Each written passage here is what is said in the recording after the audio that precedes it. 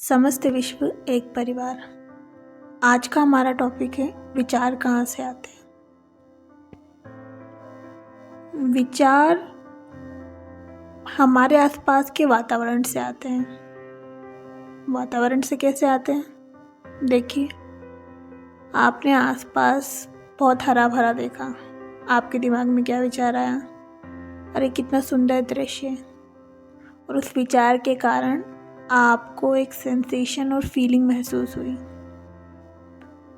अब आपने आसपास गंदगी देखी, दिमाग में क्या विचार आया? अरे कितना ख़राब है। तो आपको क्या फील? यहाँ मैं ये सारी बातें क्यों कर रही हूँ?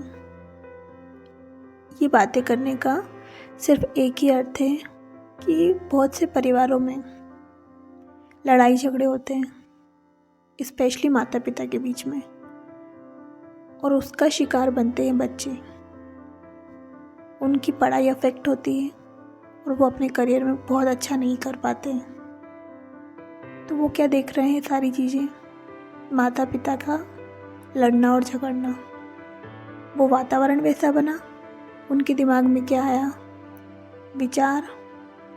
विचार से क्या उत्पन्न हुई? उनकी फीलिंग्स, वो वाइब्रेशंस, और वही उनके लाइफ। उसके बाद उस पर क्या दोष लगाया जाता है कि तुम पढ़ाई नहीं कर रहे हो, तुम अपने काम को ढंग से नहीं कर पा रहे हो, तुम्हें तो इतना करना भी नहीं आता, तुम्हें तो ये भी नहीं आता, तुम्हें तो वो भी नहीं आता। और एट द एंड वो जो बच्चा है वो भी अपने बारे में यही सोचने लगता है। अब मान लीजिए बच्चा बड़ा हो गया है, 17-18 साल का या 20 साल का। अब वो कुछ करना चाहता है,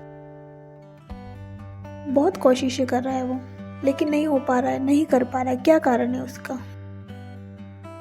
उसका कारण है उसके आसपास का वातावरण। या तो जिस स्कूल में वो जा रहा है, कॉलेज में जा रहा है, दोस्त उसके जिस तरह के हैं, उससे उसके विचार उत्पन्न हो रहे हैं, वही वाइब्रेशन फीलिंग वो फील कर रहा है, और रिपीटेड उसको वही नेगेटिव रिजल्ट्स मिलते जा रहे हैं।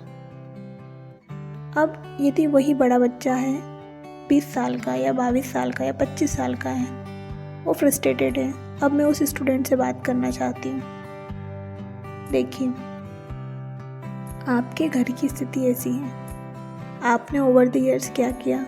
भगवान को कोसा होगा कि मुझे ऐसे घर में क्यों जन्म दिया, या मुझे ऐसे माता पिता क्यों दिए, या मेरे साथ ही ऐसा क्यों होना था। पहली चीज़ तो ये कि हर इंसान को उसके माता पिता उसके कर्मों के हिसाब से मिलते हैं, वो आपको मिले।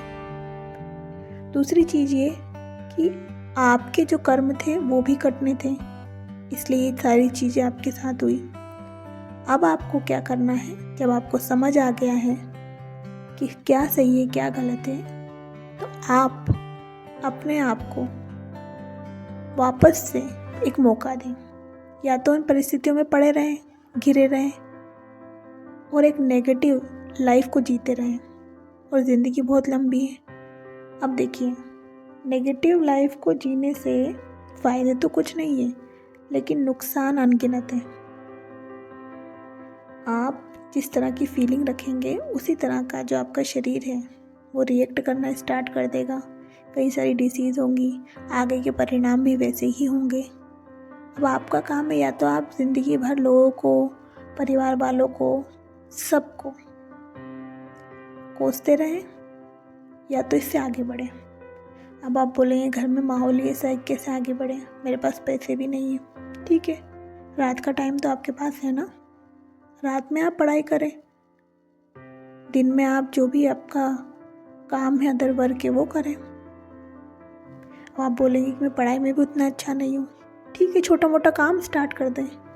अब आप बोलेंगे मुझे शर्म आती है, तो आप उस शर्म से लड़िए, या तो आप बैठे रहिए।